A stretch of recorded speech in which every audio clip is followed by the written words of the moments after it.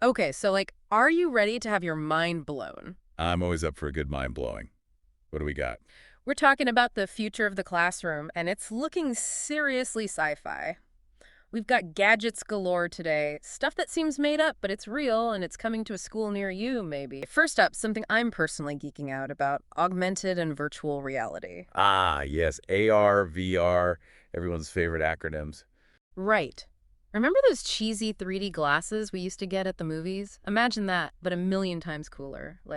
Put on a headset and you're suddenly inside a 3D graph in math class. Or how about a virtual field trip to ancient Egypt for history? Talk about bringing learning to life. See, that's what I'm talking about. Those subjects that are tough to grasp from a textbook, they suddenly become real with this tech. It's all about experience, right?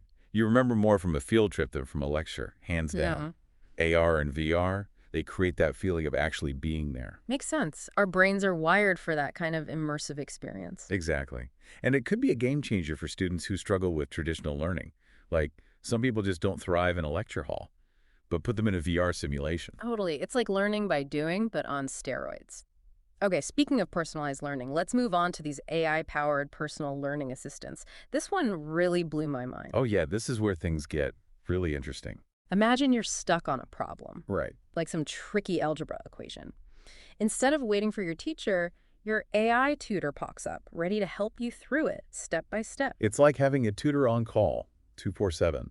But the real game changer here is the personalization aspect. Oh, right. Like it figures out how you learn best. Exactly. It analyzes how you're interacting with the material, Huh? figures out if you're a visual learner or if you need more hands-on stuff, and then it adapts. Wow. So no more one-size-fits-all lessons. Nope. Everyone gets the support they need right when they need it. It's pretty incredible. Okay, this next one might not sound as futuristic as AI tutors and virtual reality, but trust me, it's pretty cool in its own right. What's that? Smart pens and notebooks. Oh, I've heard of these. You mean those things that digitize your handwritten notes? You know it, you get that tactile experience of putting pen to paper, which, let's be honest, is super satisfying. Oh, I'm all about pen and paper. Always have been. Right, but then you're stuck with those messy notes, or you lose them altogether. Happens to the best of us.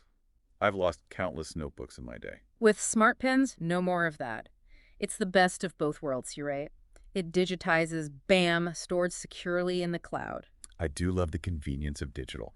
So you're telling me I can finally stop hoarding stacks of notebooks? That's the idea. Uh, And it goes beyond just digitizing, too. Some of these pens allow for real-time collaborative note-taking, so students can be miles apart working on the same document. That's pretty slick. Makes group projects a lot easier, that's for sure. Right, and think about the possibilities for students with learning disabilities. Like the AI could analyze their handwriting and identify areas where they might need extra support. Now that's using technology to level the playing field. I like it. This is what I love about this topic. There are so many layers to how these gadgets could impact education. Okay, getting a little Black Mirror here, but up next, we have wearable learning devices. Wearable learning devices, like what we're talking fitness trackers, but for your brain. Pretty much. Think headbands that monitor your focus levels, wristbands that track stress responses. Hold on, headbands that track your focus. How do those even work? I know, right? It sounds kind of wild, but it's all about biofeedback. So it's like having a window into a student's cognitive state in real time. Exactly, which could be incredibly valuable, not just for the student, but for the teacher, too. Like, imagine a student totally zoning out during a lecture. Happens all the time, right? Right. But now the teacher knows, and they can, maybe nudge that student to refocus Or even just realize, hey, maybe my lesson's not landing right now. yeah, adjust things on the fly. Exactly. It's like having a personalized dashboard for each student, showing you how engaged they are, what's working, what's not. Okay, but that brings up an interesting thought, right? Like, with all this amazing tech, where does the teacher even fit in? $1 million question, isn't it? Mm. I mean, some people, they hear about this stuff, they're picturing robots replacing teachers altogether. Yeah, kind of dystopian, right? Totally. Yeah. But I think it's more nuanced than that. Sure, technology can automate certain tasks, but it can't replace the human element. The connection, the mentorship. Exactly. A good teacher, they inspire you, they challenge you. That's not something you can program. So it's about finding that balance then. Absolutely. Using technology to enhance, not replace, the role of the teacher, freeing them up to focus on things like, guiding discussions. Nurturing creativity. Yeah, all that good stuff that robots aren't so great at. At least not yet. Right. Gotta keep some things human. Okay, ready for one more mind-bending gadget. Hit me with it. Holographic displays. Whoa, now we're talking. This one feels straight out of Star Trek, right? Totally futuristic.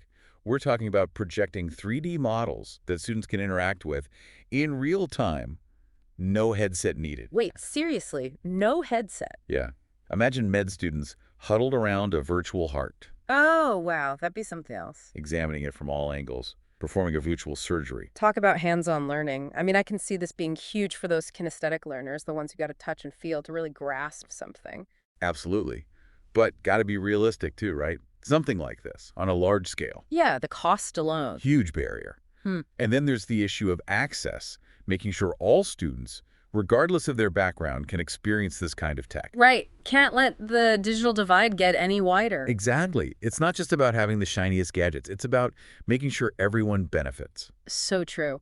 Okay, we've talked about a lot of individual gadgets A here, whole lot of futuristic tech. but I'm starting to imagine them all working together, like Yeah. not just one cool thing in isolation, but this whole immersive experience. Oh, I like where you're going with this. Picture this. You walk into a classroom, and it's not just four walls and some desks. The walls, they're interactive whiteboards. Floor-to-ceiling tech. And instead of rows of desks, you've got these modular furniture pods, that can be rearranged for group work or solo study. Ooh, I love that idea. And let's not forget the lighting. Oh, right. No more of those flickering fluorescent lights. Natural light pouring in, maybe even some adjustable settings to create different moods. And plants. Gotta have some greenery in there. Absolutely. We know the environment can have a huge impact on how we learn. Creates that sense of calm, focus. Right. It's not just about the tech itself, it's about the whole experience. Totally. And the curriculum, that's gotta evolve too, right? Absolutely. Yeah. We're already seeing this shift away from rote memorization towards things like critical thinking, problem solving. 21st century skills. Exactly. And this tech, it can support that. Imagine a world where students learn by doing, tackling real-world challenges, Yeah, less about memorizing dates and formulas. and more about knowing how to find information, analyze it, apply it creatively. Now, that's an education that'll actually prepare you for, real life. Right. And assessments, too. Forget those standardized tests. What if students showed what they learned through multimedia presentations or even virtual reality simulations? That'd be pretty amazing. So basically, the classroom of the future. It's not your grandma's classroom. Not even close.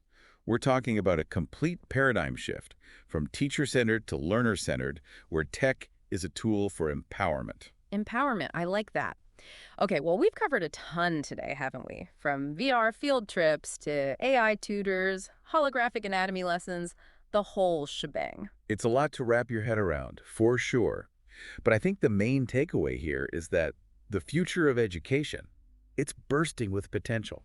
It really does feel like we're on the brink of something big. Absolutely. But we got to remember, tech is just a tool, right? It's how we use it that makes all the difference. That's a good point. It's about the bigger picture, combining these cool gadgets with innovative teaching, a focus on the skills kids need in this crazy world. Exactly. It's about equity, too, making sure everyone has access to these opportunities. Couldn't agree more. I don't know about you, but I'm feeling a bit more optimistic after this deep dive. Me too. Me too. It's exciting to think about the possibilities.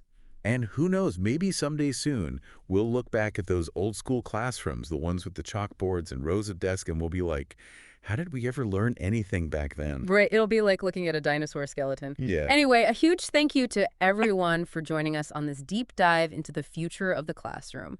And to all our listeners out there,